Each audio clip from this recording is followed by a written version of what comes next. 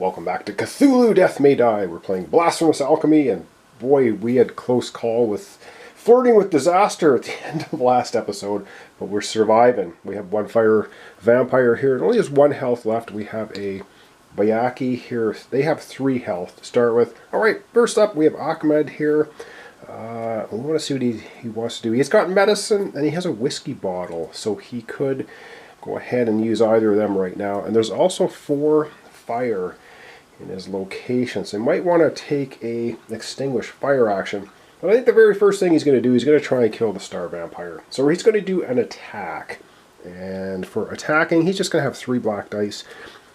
He has arcane mastery now pumped up, so every elder sign is a success. Let's get down and roll some dice and see. All he needs is 1 hit on the star vampire. Of course, he only wants 1 hit on the star vampire. We don't want a lot of insanity either, so let's see what he got. And he gets, well, that's actually 3 hits, 2 successes, insanity, and another one for the elder sign. So that's enough, definitely, to take out the star vampire. We have none on the board now. That's good, but we have a ton of fire. And I think it's, yeah, so when the star vampire attacks, it puts a fire token down, not when you attack it. All right, we have to take 1 insanity for Ahmed for that roll, and then he's got 2 actions remaining. Alright, so he's pumping up his insanity a little bit, and when we get to this location, he's going to be rolling an extra green die on all rolls. And you can see what he's doing here. He's in a bad shape, so he could actually, I think he might go ahead and do a heal action, because now, even though there's fire everywhere, he can do a heal action. So let's do that. So he's going to go 1, 2, 3. He'll heal 3 health. He could do it again, and I wonder if he should do that just to get himself fully healed. He was flirting with disaster there, but he survived. He's 1 action remaining. Let's go ahead and have him do an extinguish fire roll. So he's going to roll 3 black dice. He's going to try and get rid of some of that fire. Every success gets rid of 1 fire. Yeah, I think that makes sense. There's 4 fire in this space, so we don't want to actually be flirting with that. So let's go ahead and roll 3 dice. And, oh gosh, that's horrible. He has 1 success, and we're going to use his final stress to re-roll 1 of these. He's going insane trying to put the fire out. Come on, we need another success. Oh boy, that's painful. Gets 2 successes, which means we get rid of 2 of the fire markers, which isn't fantastic, but he also takes 2 insanity losses, so let's go ahead and process that. Okay, that was pretty bad, so he's 1 away now from leveling up again and going with his paranoia, but that's the end of his 3 actions. And now we're into the draw a mythos card, which is always delightful. Alright, so he's drawing a mythos card at the top of the deck, and ooh, it's the 3rd symbol here. Move the star spawn 2 spaces towards you. It's not on the board. Then each investigator in its space loses his sanity. Not happening. Or then we summon the star spawn at the red gate. Ooh, and that's our 3rd symbol. So we will be advancing Cthulhu at the end of this term. So the red gate is in the basement, and here's the lovely little star spawn. And by little, I mean huge and deadly. And if we look at the star spawn, comes with the Cthulhu monsters. Rolls 3 black dice when it attacks, and when attacking or being attacked while in a release space, add 2 insanity to the roll. And he has 7 health. Rolls 3 black dice when he attacks you. Alright, let's get him placed out on the board at the red gate.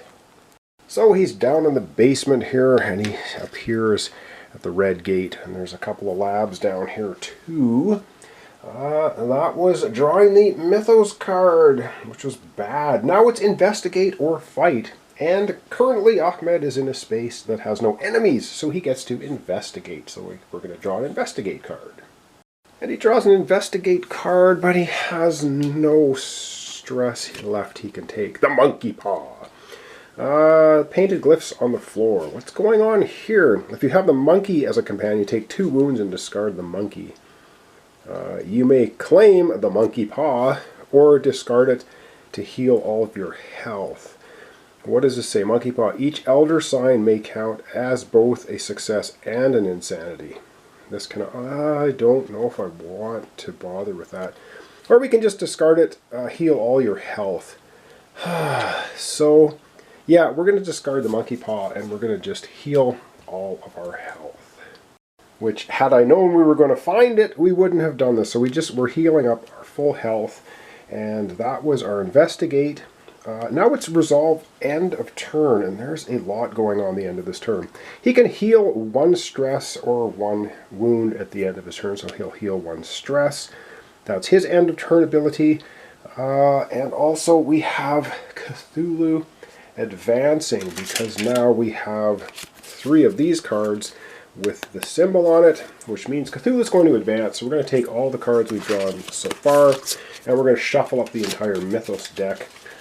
And that's going to create a new Mythos deck with those cards recycling. And now we have to advance Cthulhu on the track. So let's figure out how that all operates. And here's Cthulhu marching his way merrily down the track. Now, if he ever gets to this red spot on the track, he immediately spawns on the board, and really, really nasty and bad things will happen. So we have to look at the stage card for end of turn, and we have to look at the scenario card for end of turn effects. So this one says, when Cthulhu advances, put a relay token on your space. If there's already a token there, put it in the nearest space that doesn't have one. Okay, summon a cultist on each relay space. Ha! Okay. Move the star spawn 1 space towards you if it's not on the board. Summon it on the blue gate. Ooh, okay, so it is on the board. So there's a bunch of stuff we have to do. We have to put a relay token and a cultist in our space where Ahmed is, and then we have to advance the star spawn 1 space toward Ahmed.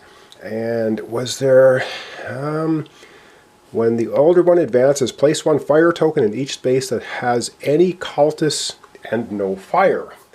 We have to do that too. Alright, let's get to it. Alright, so kind of doing 50,000 feet. So we have a cultist here with no fire, which means he's playing with matches. So he's going to light a fire. We have to put a relay token, which is one of these, into this space with Ahmed, and also a cultist appears here as well. And then the star spawn is going to move 1 space towards Ahmed. So he's here, he can go. So this is the closest way to go. Star spawn is moving here to the stairway, and he's going to be on his way up here. All right, and over we go now. That's all the end of turn, as far as I've done everything. And now it is over to Borden for her to take her actions. Alright, I think Borden is heading for the star spawn. She's got this Amulet of Nagal, which is so cool. So any fire that she has on her can be transferred at the end to a creature in her space. And guess what? She has no stress, though.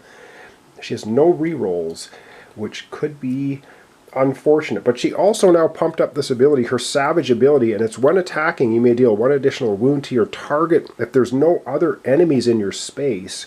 Or now it's you may deal an additional. So she can deal 2 additional damage to an enemy in her space if it's the only one. So I think we're going to move her over to the star spawn. And she has stealth. She can sneak the cultist that's currently in Ahmed's space. He can deal with the cultist next time. I think we want to get her over to just wipe the star spawn right off the map. I think that's the best option. So she has swiftness. When you run, you may move an additional space. So she can also move 4 spaces, not just 3. So let's get her moving. So for her first action, she is going to move. So she's going to sneak the cultist, which means he doesn't follow her. She has 2 fire tokens there. So for her first move, she's going to grab, if you leave a space with fire, you add those tokens to your character. And that's good for her because she has the Amulet of Nagal. So that was 1 move. Her second move is to go down to the basement with the star spawn. Alright, so for her second move, she moves in here. That's 2. Then she's going to go 3 into here. The star spawn will follow her. She's going to grab 2 more fire tokens. It's just crazy.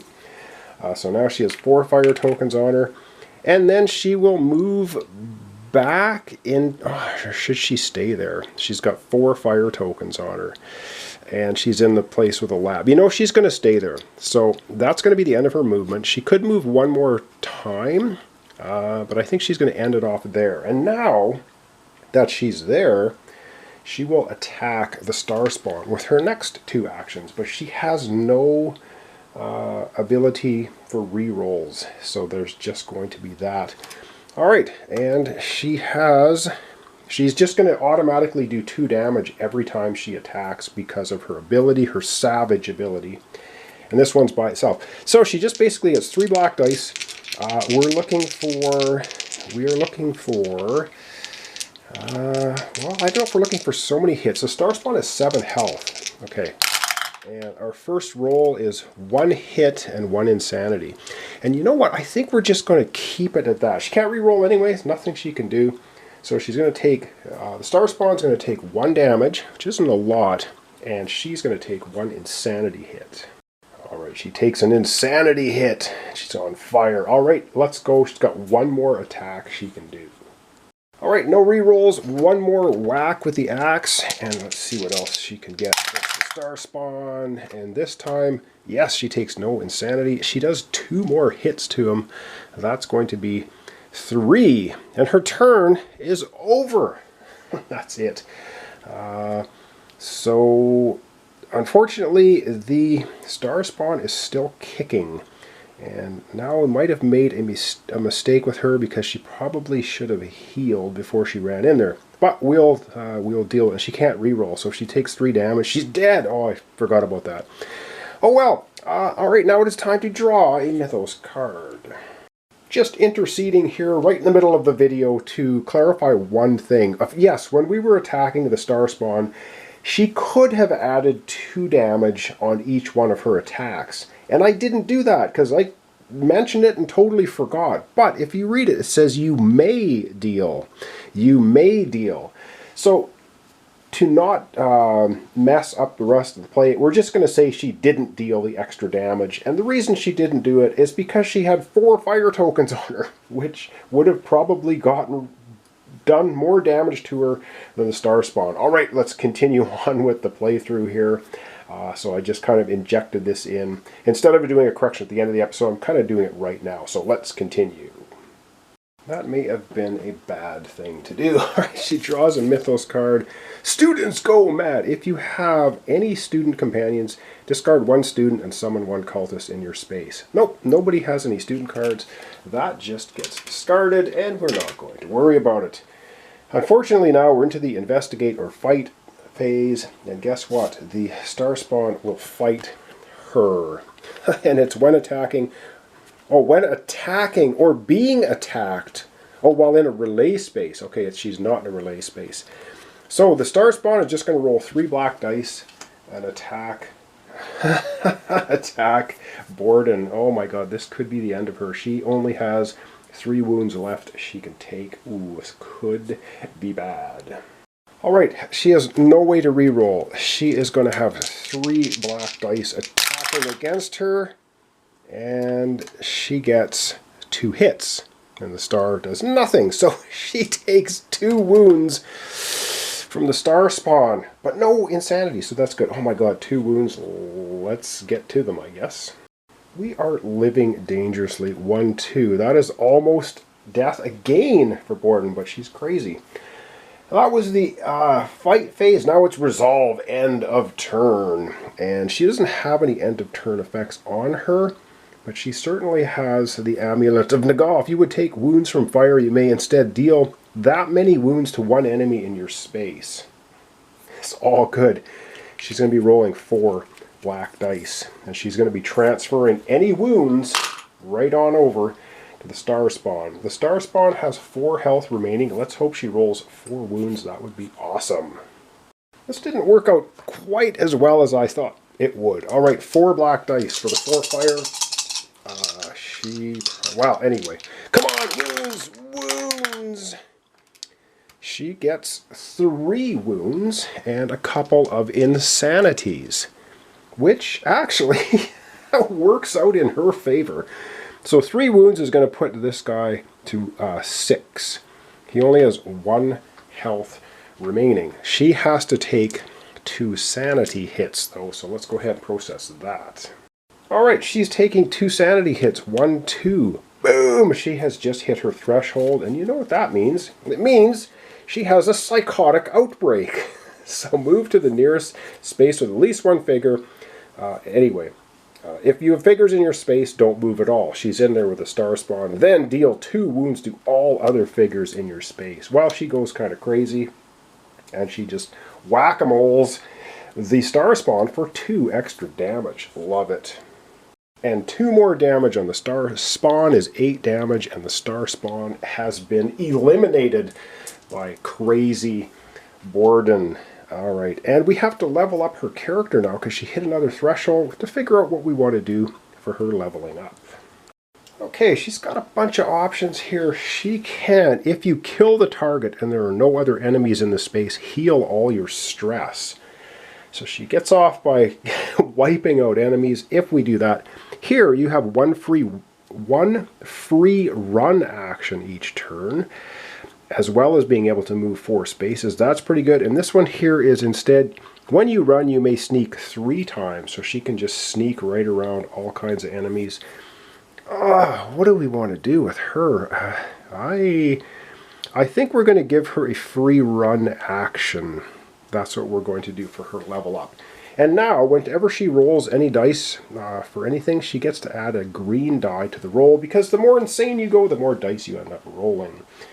And that is going to conclude our episode for today. I do believe we're going to zoom out and wrap up. Oh boy, flirting with a disaster. We had Borden on the edge of death this time. And yeah, Ahmed is now in here with a cultist, and he's got full health, though we're not too concerned about him. We only have 1 of the 4 labs we need to destroyed, but we got now Borden downstairs with nothing down there. She took out the star spawn, which was awesome, by her psychotic outbreak, which worked.